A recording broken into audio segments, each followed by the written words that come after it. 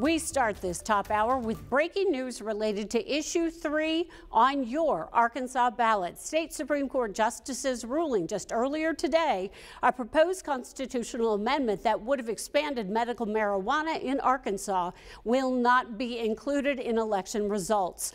In a 4-3 majority ruling, justices say Issue 3's ballot title and popular name are, quote, misleading and does not line up with state law. The proposed amendment would have expanded the state's existing medical marijuana program for those who can qualify, the types of healthcare professionals who can certify patients for the program, and allow patients to grow marijuana at home. This decision means that votes cast this morning and on any future votes will not count. But keep in mind, you will still see it on your ballot. The group behind the measure, Arkansans for Patient Access, called the ruling, quote, deeply disappointing. And they promised to continue fighting to, quote, eliminate hurdles and access at lower costs. In a statement released this morning, the group points toward wanting to build on the foundation already in place and that politicians have, quote, ignored their call. Again, this all comes as Arkansans begin heading to the polls to cast their votes early. From now through November 4th, polling sites will be open to cast your ballot before Election Day, November 5th. The Secretary of State allowing Arkansans to vote early for the next 2 weeks. Polls are open Mondays through Fridays from 8 a.m. to 6 p.m., Saturdays from 10 a.m. to 4 p.m.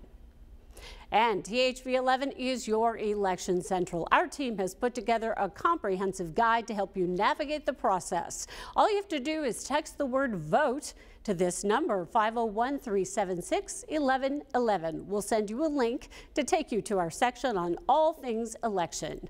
You can access direct information on how to vote, where to cast your ballot, and what you'll be deciding.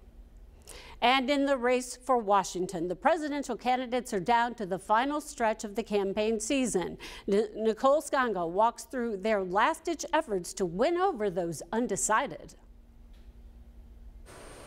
Vice President Kamala Harris is kicking off a 3-state tour of the Midwest's Blue Wall with a Pennsylvania town hall hosted by former Republican Congresswoman Liz Cheney. Harris is focused on turning out the vote, stopping at 2 churches Sunday with an appeal to black voters. She told Reverend Al Sharpton on MSNBC that she's fighting to win over black men in particular. Why would black men be any different than any other demographic of voter?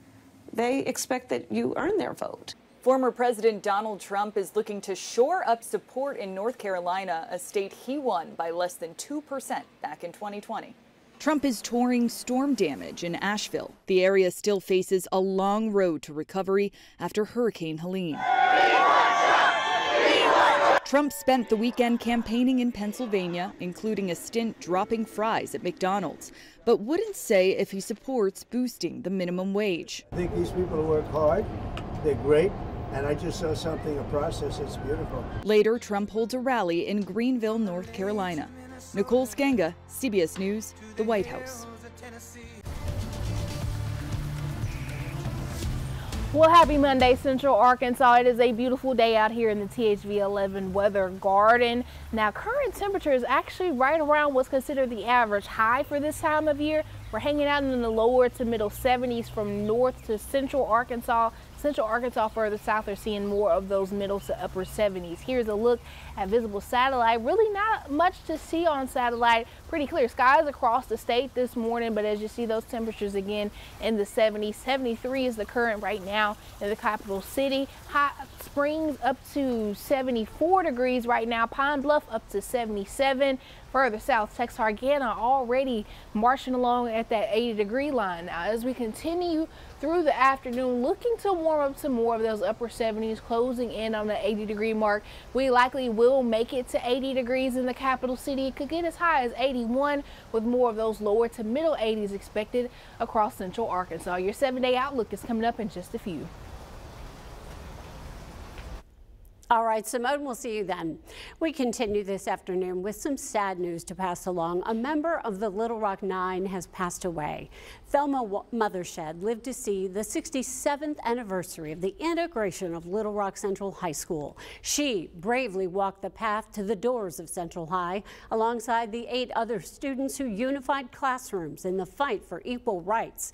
Mothershed took her last breath at 83 years old, leaving behind a rich legacy forever engraved in the heart of her community. Well, I think that Mrs. Mothershed, along with the entire Little Rock Nine and Mrs. Bates, all leave a legacy that starts at home. And I'm really afraid that Little Rock itself does not know what a jewel it has in the remaining 9, or it had in all 9 and Mrs. Bates. Our team is working right now to get more details on Thelma Mothershed's life and legacy. You can watch as we revisit her fight tonight at 5 and 6. And still developing, we're learning former Tyson Foods financial officer is pleading guilty to being intoxicated while behind the wheel. In addition to a 90-day jail sentence, a Fayetteville judge is ordering John R. Tyson to pay fines and fees of nearly $1,000 and to perform 32 hours of community service. University of Arkansas police arresting Tyson in mid-June before he was charged with DWI. Tyson's blood alcohol content tested over twice the legal limits. The city of Houston making news today following this tragic helicopter crash that killed 4 people, including a child. Janet Shamlian shares the final moments leading up to this terrifying scene. Video shows a helicopter going down in a ball of flames Sunday night after slamming into a radio tower and sending metal debris crumbling to the ground. This is a tragic event tonight. It's a tragic loss of life. The crash happened in downtown Houston after a private helicopter took off from Ellington Field, 17 miles away. Police say all 4 people on board, including a child, were killed. Do you have any idea what tower that was? Sorry, we have a situation going on, so I just need a minute from everybody. The FAA issued an alert last Wednesday indicating the lights on that radio tower were reported as inoperable. I didn't know if it was a chemical explosion or if I didn't know what had happened. So my immediate thought was just to honestly get in my car and evacuate. Officials say no other buildings or homes near the site were impacted, and the FAA is investigating. The residents are secure and safe, but we have a terrible accident scene. Janet Shamlian, CBS News, Houston. Shifting gears to driver safety. Here is something to think about. This time of year, it's common to see deer out and about, even near the roadways. Arkansas Game and Fish is asking us all to be more aware of our surroundings while driving. Game and Fish officials tell us most deer-related collisions happen between now and December, and they caution drivers to avoid any distractions. Deer are most often sighted during early mornings and at night. A good time to keep your guard up when you're commuting to and from work or school. Being aware, use your high beams when you can, and watch the sides of the roads, and not just right down the middle, and don't swerve, press your brakes firmly, and worry about yourself more so than that deer. Other safety precautions are keeping that seatbelt on, being prepared, since swerving to avoid a deer can be dangerous for you and other drivers. New this afternoon, the Arkansas State Fair has ended, but the final numbers are coming in. Throughout the 10 days in the capital city, the fair drew in a whopping 500,000 people through the gates.